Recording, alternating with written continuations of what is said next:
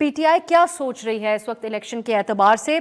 आपकी क्योंकि मुलाकातें हो रही हैं पार्टी कायद से भी, सो आप हालात के ऊपर इत्तफाक करके जा रहे हैं या फिर आप लोगों का कुछ और प्लान है पोलिंग डे के एतबार से? ये जो इलेक्शन है इसकी सिचुएशन बिल्कुल तब्दील हो गई है।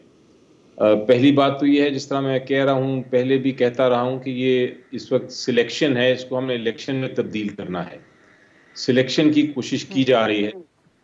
इलेक्शन आइन के मुताबिक इलेक्शन होना चाहिए, लेकिन एक पॉलिटिकल पार्टी से जब आप सिंबल ले लें तो वो इलेक्शन तो फिर नाम का ही रह जाता है।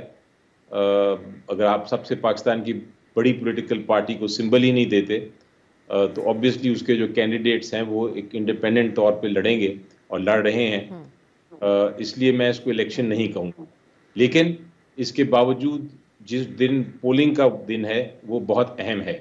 और पोलिंग के दिन का अब जो चैलेंज है वो चैलेंज ये है कि ये अब मुकाबला पीटीआई या पीपल्स पार्टी या पीएमएलएन के दरमियान नहीं, ये अब इलेक्शन होगा सिर्फ एक पोजीशन पे, और वो पोजीशन है असल हकीकी आज़ादी, कानून की हुक्मरानी के लिए। अब लोग जो है पॉपुलेशन, वो अब रियलाइज कर लिया है पाकिस्तान की पब्लिक ने कि अब अपनी आज़ादी के लिए, अपने कानून की हुक्मरानी के लिए अब उन्हें इलेक्शन में वोट देना है।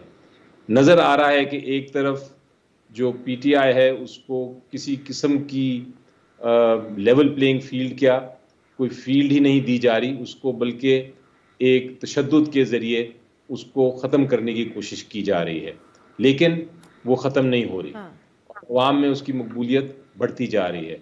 अवाम ने अब रियलाइज़ कर लिया है कि पीटीआई को वोट दे के ही आज़ादी मिल सकती है, पीटीआई को वोट दे के ही कानून की हुक्मरानी हो सकती है।